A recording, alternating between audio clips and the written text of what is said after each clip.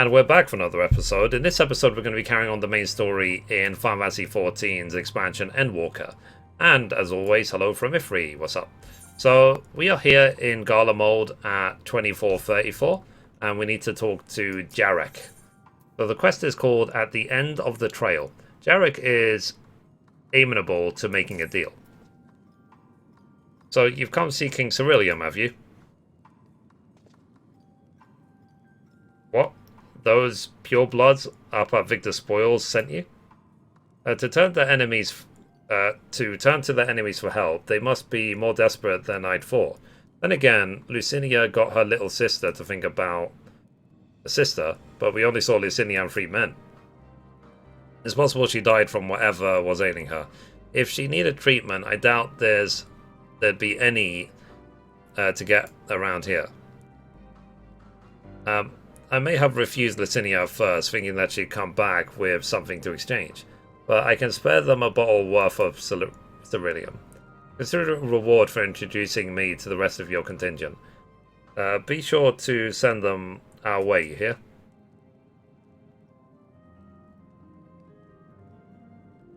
I can't for the life of me think why Lucinia would keep her sister a secret from us, but we can ask about that after we've delivered this Ceruleum. Come on, let's hurry back.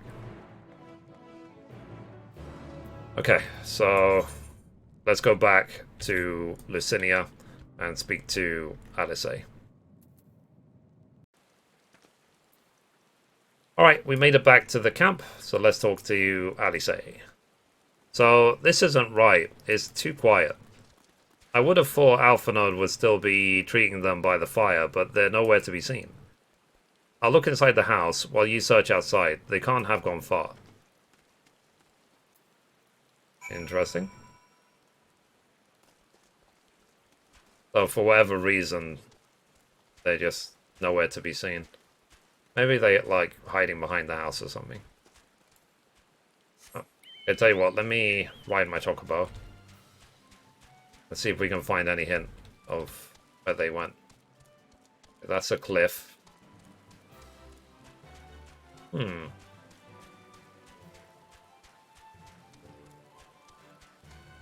here? Ah, there they are. Uh-oh.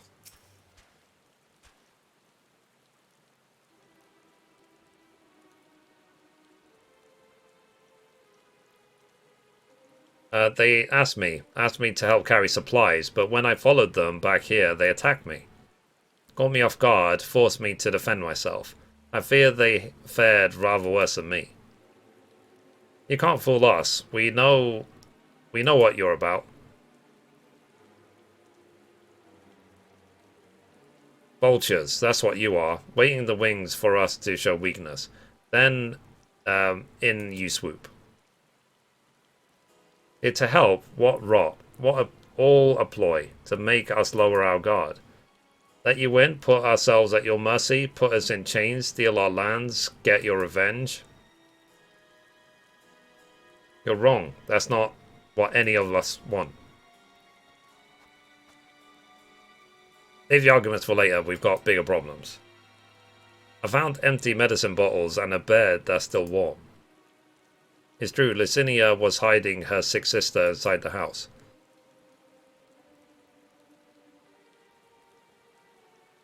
But now, there's no sign of either of them. Where are they? Where did they go? Away from you and yours. And if you think I'll tell you, you're a fool. I'd never give up my people. We're trying to help them, you idiot.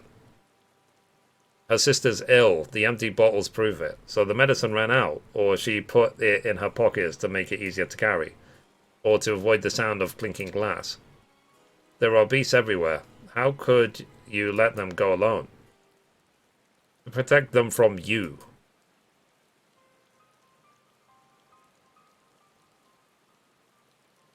You invade our homeland, tainted with the same sorcery used to slay our countrymen.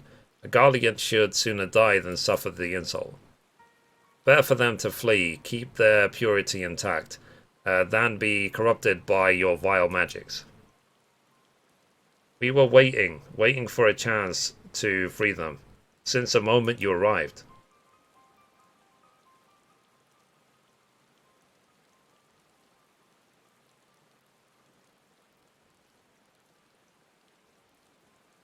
This is getting us nowhere. I cannot say how Lucidia and her sister will react when we find them, but find them we must. Go on without me, both of you. I first need to tend to my injuries and theirs. I will join you in the search after. Alright, be careful.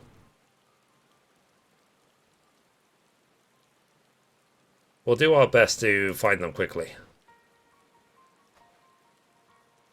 There's only one path out of here, so that's where we'll start.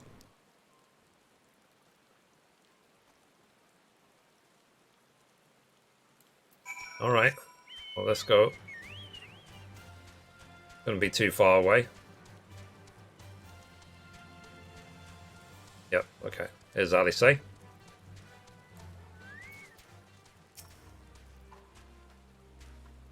So, two sets of footprints, young women judging by the size. This is definitely them, come on. Alright. Alright, let's go. Okay, we caught up to Alice. Let's talk to her. So the trail stops at the frozen lake. Perhaps they chose this route so as to not leave footprints? I can't think of any other reason. Look at this place. It's crawling with beasts. And I can only imagine how hard it must be for her ailing sister to cross the ice. We could easily do with Alphinaud's help, but we can't afford to wait for him. Let's split up and look for clues. I mean, aren't they just going towards where the Ceruleum is? I mean, it's in this sort of general direction, isn't it? That cave right there. Alright, let's see if we can find any clues. Wow, this is a big search area. Okay, there's a sparkly over there. The bottle. And the bottle smells faintly of alcohol. The thin coating of dirt indicates that he's been here for some time. Okay, so it's not likely what we want. Alright, let's go this way.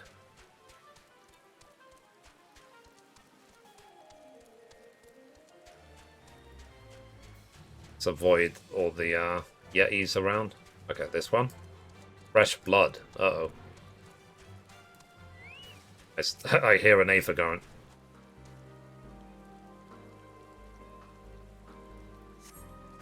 Though the blood staining the snow appears to be fresh, judging by the amount, the victim may have been severely wounded.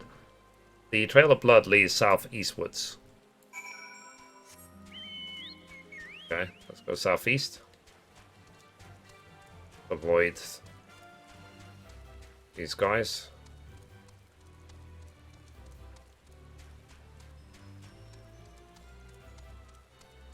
Okay, maybe in that ravine, I guess. Uh-oh.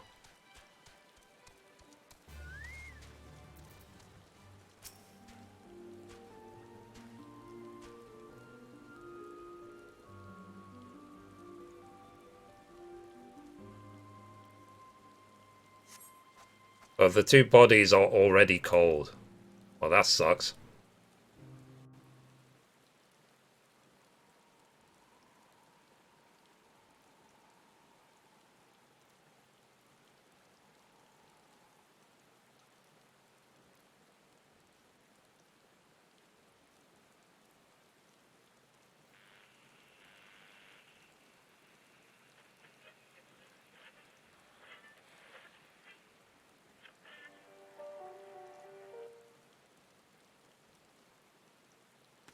Man, why can't we just cast the red spell?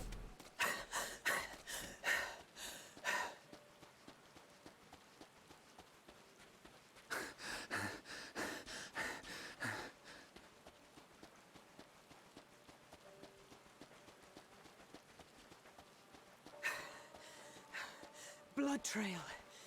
We found one. They were attacked.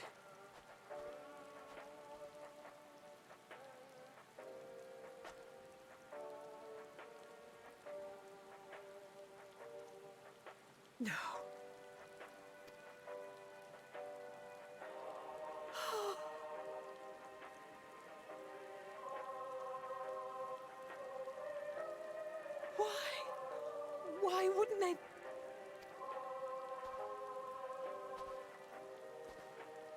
Safer to brave the wilds than trust in our magic.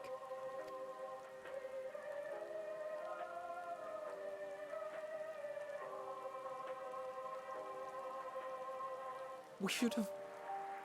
I should have...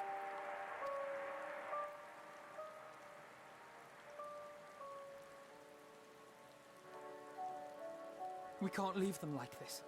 We have to take them home. What if we're only making it worse?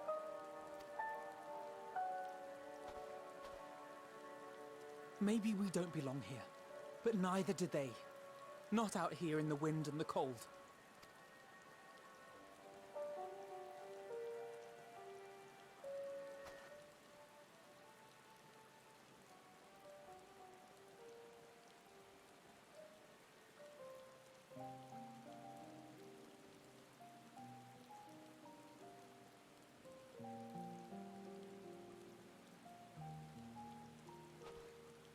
I heard the story about Varus's voice from beyond the grave.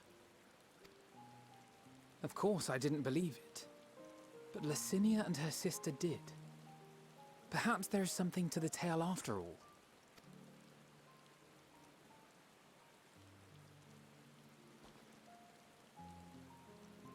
I want to understand, so I'm going to borrow this for a while, if that's all right.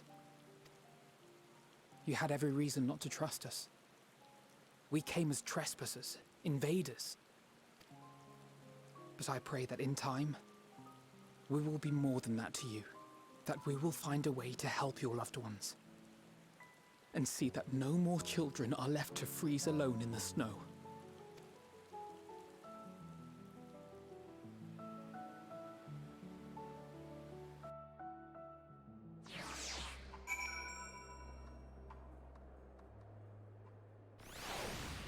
Cool. So, there must have been something we could have done, but what? Should we have never come here? Would they still be alive if we hadn't?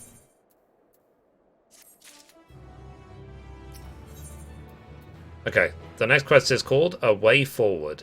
So Alphino's resolve may be shaken, but he has not forgotten his duty.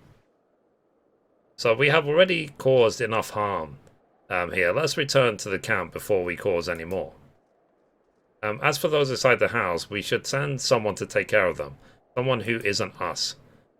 All we can do now is make our report to Lycia and do everything in our power to prevent further tragedy. So let us linger here no more. Come.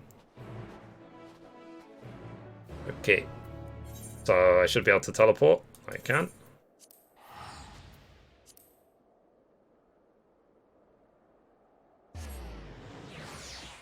I wasn't expecting them to die so quickly.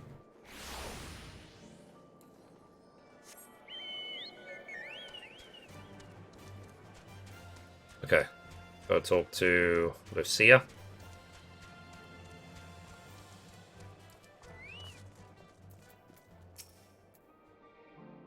So, Alice and Alphino tell me that they have finished their preliminary search for survivors, but refrained from saying much more than that. Clearly, they are reluctant to provide details. Might I ask for your account?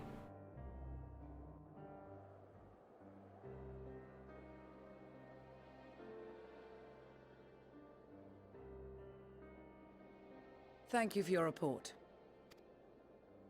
We shall inform the troops of these developments and instruct them to proceed with the utmost caution should they encounter any survivors. Allow me to go and speak with the ones at the victor's spoils. They may be more willing to listen to a fellow Garlean and accept our offer of assistance. I pray you are right. And though I am loath to burden you any further, should there be an appropriate occasion to speak of Licinia and her sister, please do so.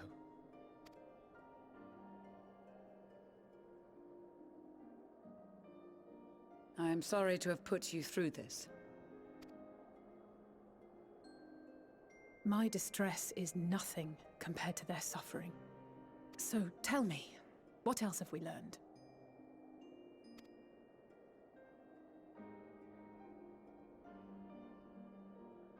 As you may have already heard, we have succeeded in curing the members of the Populares, Maxima identified. They have provided us with some intriguing insights into the current state of Garlemald.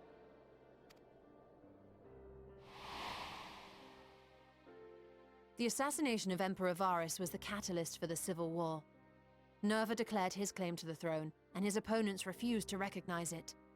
Fighting broke out in the capital, where Nerva's 3rd Legion clashed with the 1st, who remained loyal to Varus even after his death. Of course, even Imperial warmongers would balk at the idea of turning their shining city into a battleground.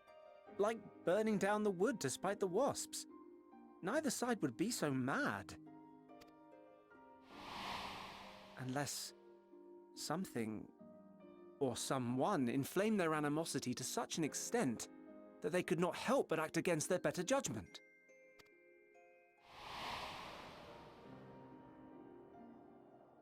It brings to mind events at the Gimlet Dark, does it not? The Emperor's sudden withdrawal from the front lines, specifically. Nerva and his father, Titus, Varus's then political rival, took advantage of rumors that Crown Prince Xenos had been possessed by a demon. Elidibus, what better way to disparage your enemies than with the truth, or a close enough approximation? Indeed. But before their accusations could be substantiated, many of Titus's followers were silenced. While some were merely stripped of their status, others died under curious circumstances. One after another, suddenly and suspiciously. Again, Elidibus. Like as not, he had a hand in it. No evidence was found to implicate Varus, certainly. Nevertheless, Titus, Nerva, and the 3rd Legion would have judged it a brazen attempt by the Emperor to rid himself of his political enemies. And then, in the midst of this growing turmoil, Varus Sosgalvis is murdered. And Garlemald's own prodigal son, Gaius van Belsar, is named the murderer. Shortly thereafter, Nerva claims the right of succession, and in response, the 1st Legion claims the assassination was part of a coup d'etat orchestrated by Titus and Nerva.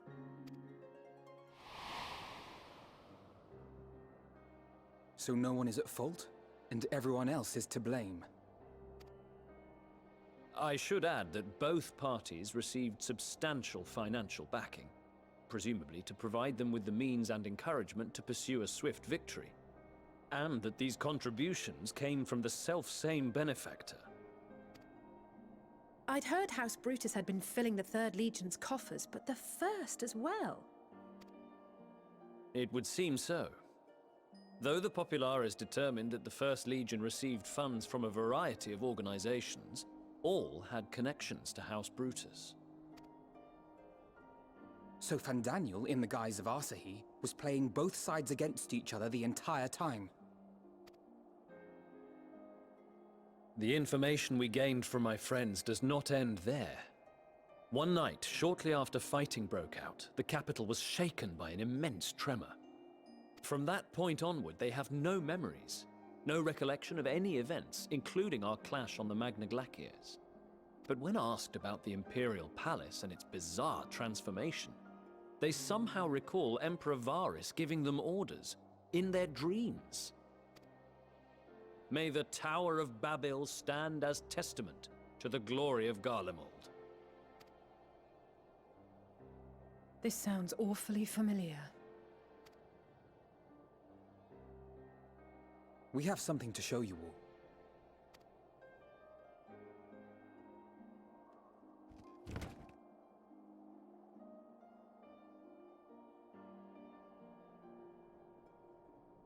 Varus spoke to them through this radio. Perhaps it was a recording, but if not, that would be inexplicable.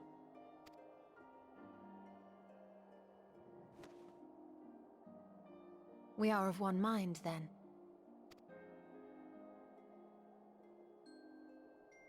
The ether that permeates the ore used in this device is almost identical to that of the talismans. I see it. While it is likely more by coincidence than design, these devices might also ward against a primal's influence. A picture is beginning to form. If the tremor felt throughout Garlemald was a wave of ether emitted by a primal, then while those within range would have been tempered, those huddled around a radio desperate for news concerning the Civil War would have been spared. No wonder Licinia kept it close. My friends, I must speak with you. A young man was caught trying to steal our supplies. He is a soldier of the Iron Men, we think, but one who has not been made thrall. Thankfully, Magni restrained him before blood was spilled. The stranger is outside, if you wish to ask him questions. I think we do.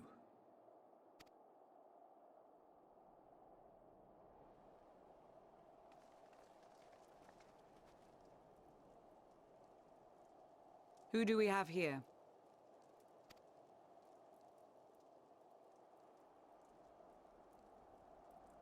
Garleans? Traitors to your homeland! Have you no shame?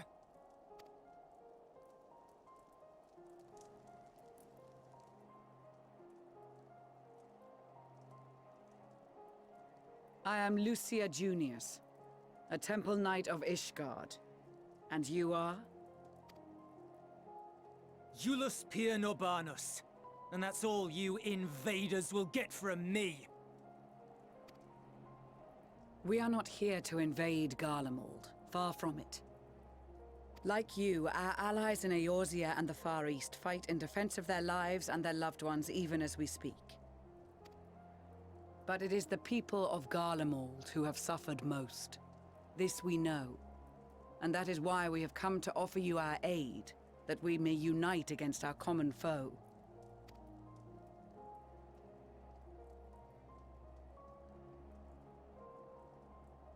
Whether you believe me or not, those are the facts. Now, answer me this. Why would a proud soldier of the Empire be reduced to stealing? The situation must be dire indeed for you to go to such lengths. If it is supplies you seek, we would gladly share ours, or turn a blind eye while you leave with your spoils. I will not negotiate. My commander will determine how to deal with you and yours. If you wish to treat with him, I will take you, but no more than 3. I don't much like the sound of that. But if we do accept his proposal, I suggest the 2 of us and...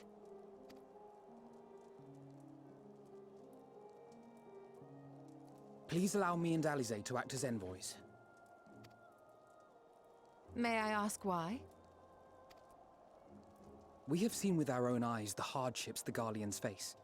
How their futures and lives hang in the balance. It's not the warmest invitation, but it's an opportunity to prove our intentions true. Maybe not a chance to make things right, but a chance to make them better. I'm with you.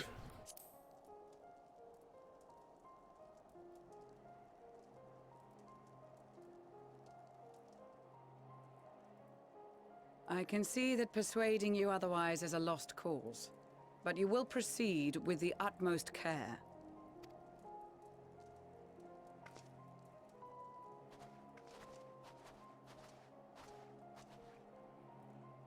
A couple of children and what? A sellsword? Is this an insult? Not in the least. You will find that they are more than qualified to speak on our behalf. There are many dangers on the road ahead. I will need that back.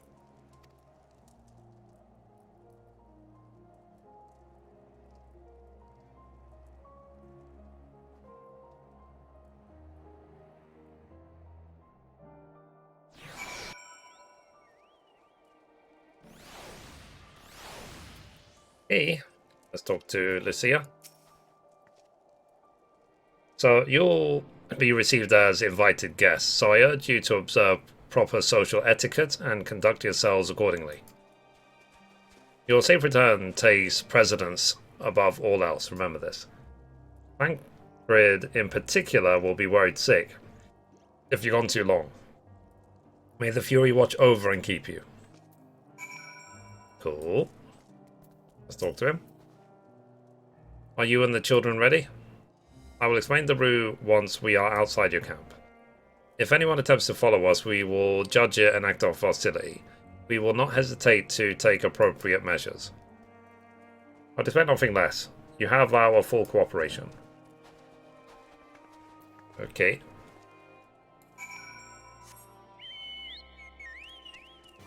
I feel like he's awfully, like, bossy considering he was a prisoner 1 second ago.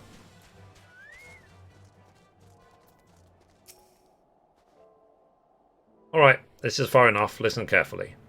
We head over that hill, then follow the road until we reach Liminal Station 4. Children in the lead, I want you where I can see you. We do have names, you know. I'm Alice and he's Alphanode. And last but not least, there's Mithrie. Mithrie, where have I heard that before? YouTube, subscribe. No matter, Alphanode and Alice will watch the road ahead, while we bring up the rear. I was lying about there being many dangers, so you're to run, not saunter run, towards the station. If you even think about going for your weapon, the deal's off. Should any creatures bar the way, we go around them.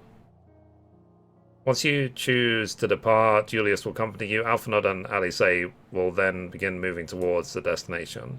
Make your way to Liminal Station 4 without falling behind. If you leave Julius behind for any reason or lose sight of Alphanode and Alice, you may try again by returning to the starting point. Ready to dash to the station? Sure.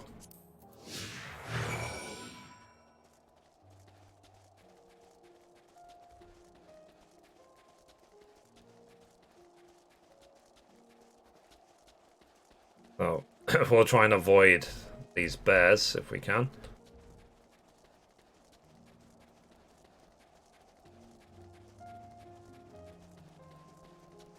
Must be the road. Yeah. All of this that should lead us to the station.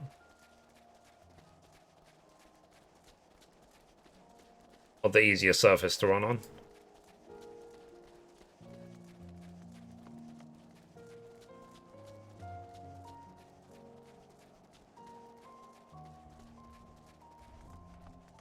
It's one of those things where it would have been interesting to have these sort of follow quests like in the previous expansions, but they can't retrospectively go back and add them, so it's just this will be the content from now on.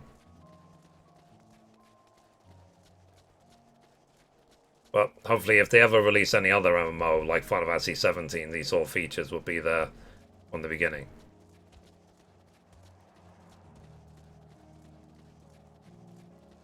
Alright.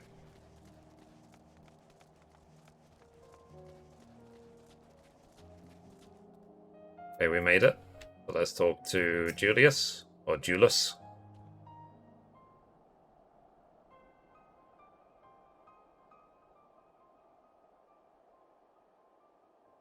This is it, the first stop, that is.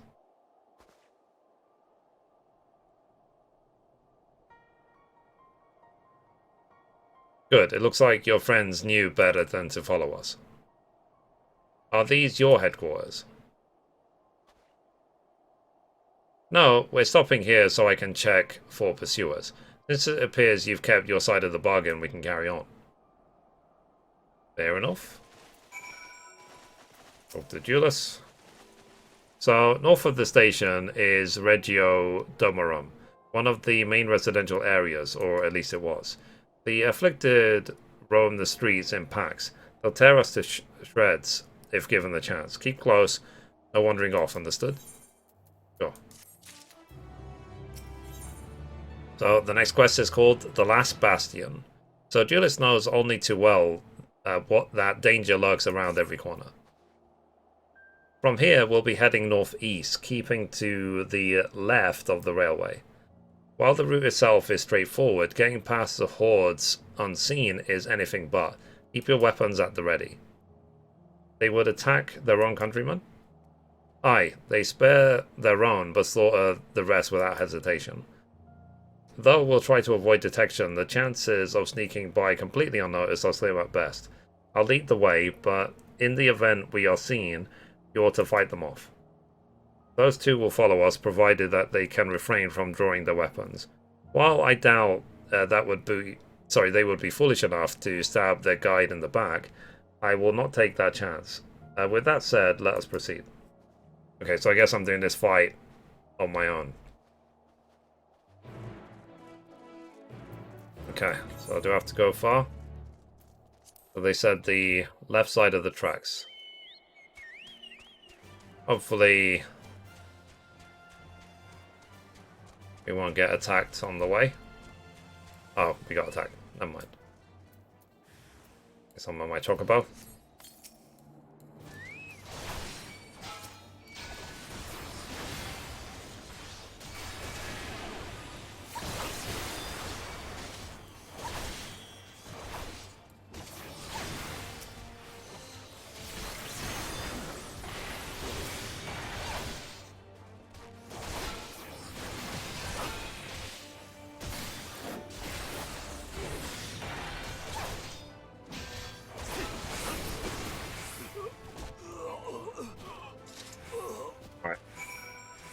Next.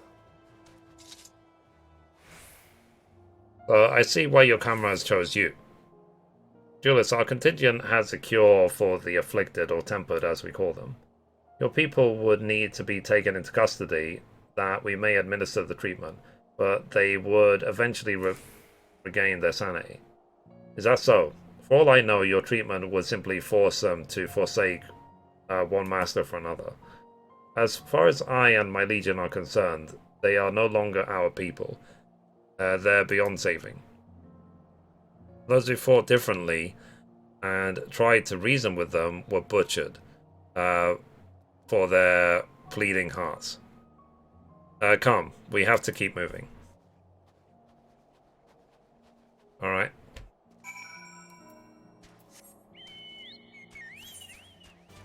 And not too far. Hopefully we won't aggro anything on the way. Okay, we have another fight here.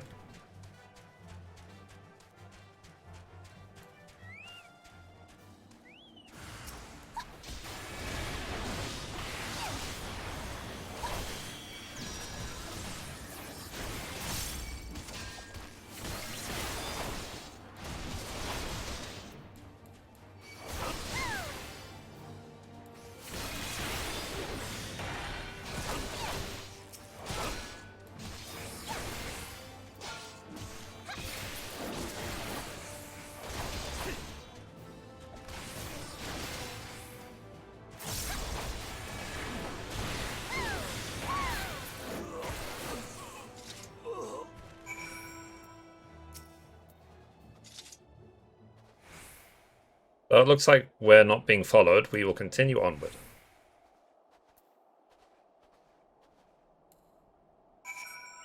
Okay, again. I would say that this is not the stealthiest way, given that we seem to be getting into a fight every 5 seconds. I meant what I said. These people deserve only death. I saved my hand before only out of a desire to remain undiscovered, and that is still the higher priority. We should continue to avoid any unnecessary confrontations. Keep following the railway. Okay.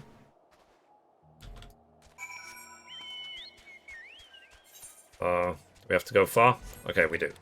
Alright, let's go. Okay, so we have another fight. So let's do this.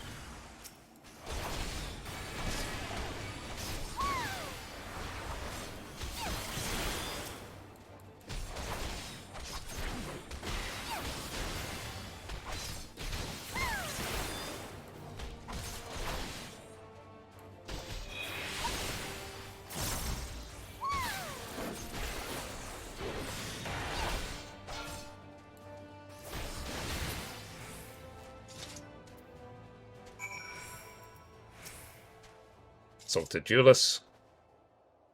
So, look at what they have become. Still, would you still stand there and claim that they can be cured?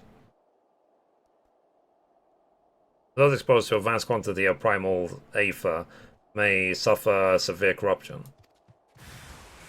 Even with the treatment, such victims were beyond salvation. Then you admit it.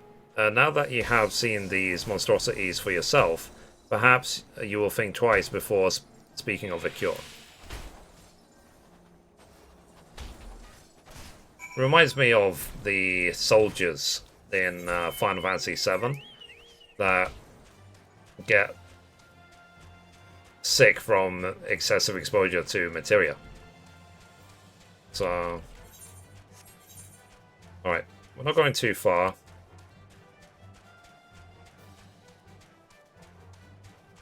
I'm guessing eventually we'll find how to get to that place.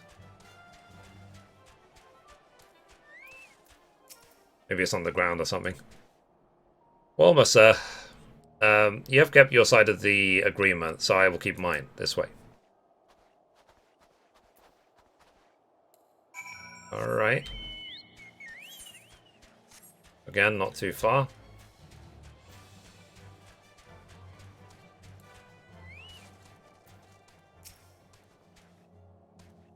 This is Tertium, one of Garlemald's largest stations. It now serves as your headquarters, our headquarters. I've already sent the twins ahead. I'll be with you soon, so wait for me at the bottom of the stairs. Okay, let's go. So this must take us to the, yeah, where the Aetherite is, basically. It was on the ground.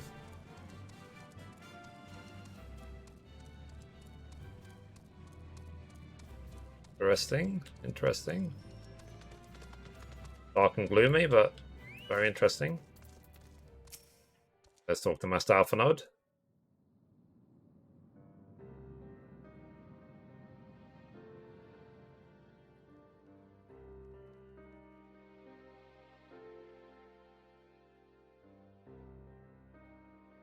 But it's plain to see why they chose this as their base of operations.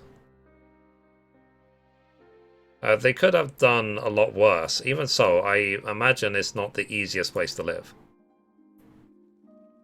Indeed, and if Julius was willing to make the perilous journey to Camp Broken Glass in search of food, their own supplies must be all but exhausted. They may be shielded from the wind and the snow, but it's still bitterly cold. Much like Victor's spoils, it must be a constant struggle to keep their people warm. Oh, your voices. While you may be here as my guest, the others will not take kindly to your presence. My commander is in the locomotive over there.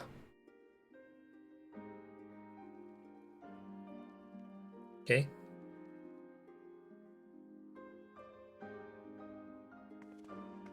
Interesting, interesting. Wonder if we get any sort of train battles like with Final Fantasy VIII. Okay, let's see, before we go into there, let's see if we can attune to this Aetherite. Aetherite is not responding. Okay, so not yet.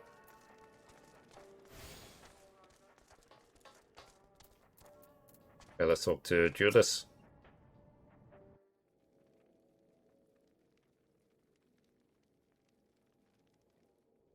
These are their chosen representatives. Very well. Let us hear what they have to say. Yes, sir.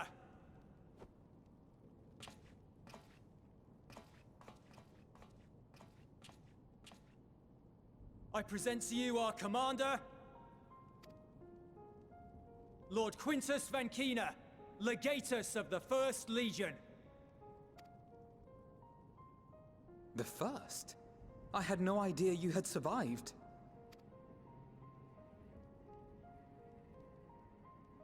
We lost our Emperor, our city, more than half our troops. For my wounds, I may never take the field again. But we survived, aye. In a manner much to your liking, I dare say. We have no intention of adding to your misfortunes, nor do we bear you any ill will. Spare me. Though you children may speak in earnest, overtures of peace ever ring hollow in my ears. So long as man stands to profit from his neighbor's suffering, war is inevitable. Driven from our ancestral homeland into this blasted waste. Yet still you yearned to rob us of our paltry scraps. 'Twas only with Magitech that you learned to keep your distance. Though we knew it was only a matter of time before you regrouped and returned. Conquest and Empire were our only defenses. Emperors Solus and Varys understood this, and through their campaigns saw us grow and prosper. Much blood has been spilled in Garlemald's name, aye. But if it is a choice between yours and mine, then it is hardly a choice at all. I do not deny that a great many conflicts throughout history were driven by the desire or necessity to gain by another's loss. That is not why we are here. Nor have we come to petition your aid in the war with the Telophoroi, grave though that threat may be. Our purpose is simply this. We wish to help you. Let us help you. If there is aught that can be done to ease your plight, we would be glad to do it. Perhaps you would.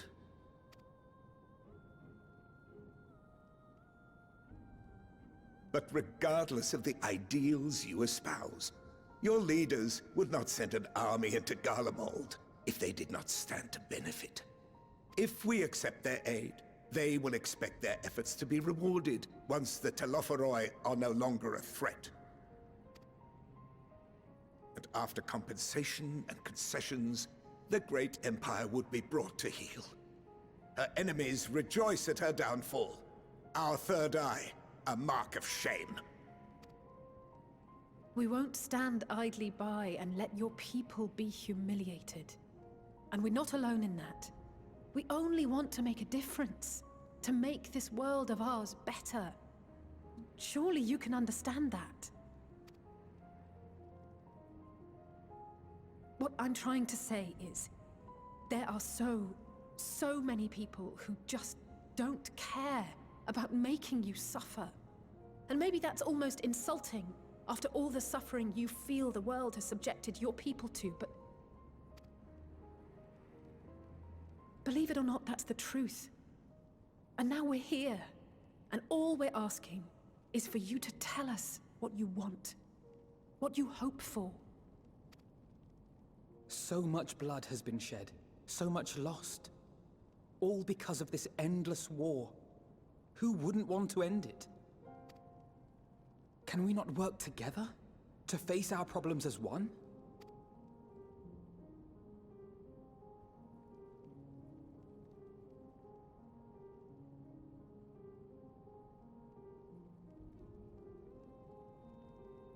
Answer me this, young peacemakers. If a world without conflict is your desire, why reject the unity and prosperity of Garlemald? Is it because we do not share your faith? That we do not share your heritage? That our ideals and virtues differ? That we cherish and hold in the highest that which you do not? Disparity is the root of discord, and peace built on compromise is flawed and fleeting. Happiness for one and all is a dream, and the reality is that to the victor go the spoils. That is why we Garleans will never submit nor surrender. For freedom and for pride, we will remain true to ourselves until the bitter end. That is my hope.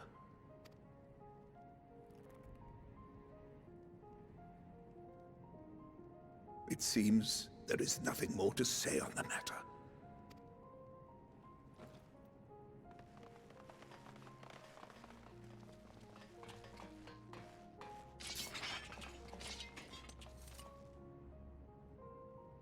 You will remain here while I decide what is to be done with you. Do not be alarmed. No harm will come to you if you cooperate.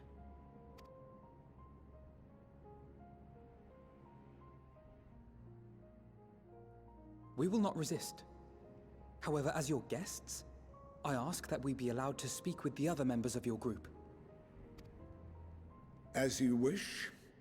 I had no intention of locking you up, as by dawn you would be frozen stiff and you're no good to me dead. You are free to move about the encampment, but there is one condition. Collar them.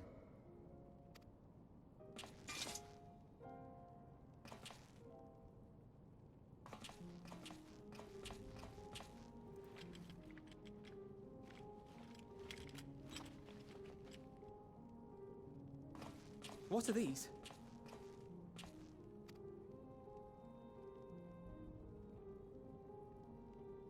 Incentive. You'll be watched at all times. Stray too far or act suspiciously, and we will administer a rather painful shock. Stop. Keep away from that one.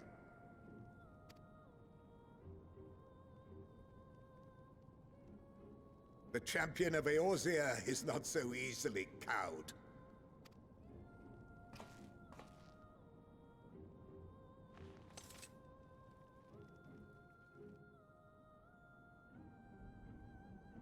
Even if she allowed herself to be collared, the shock would be no more than an itch. No. If she refuses to obey, we will activate the twins' restraints instead.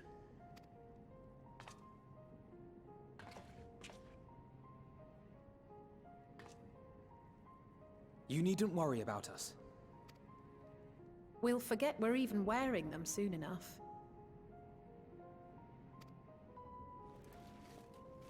Even now, you still...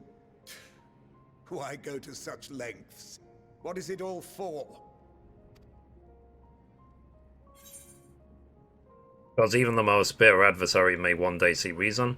On the coldest and blackest of nights, meager though it may be, must share the warmth of our fire.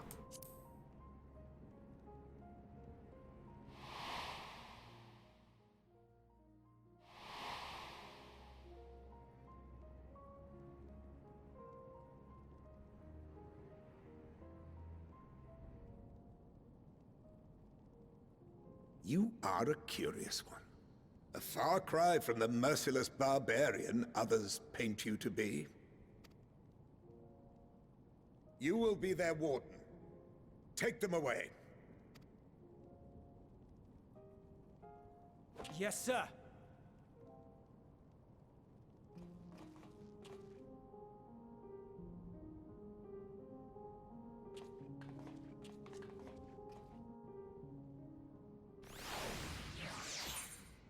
Interesting.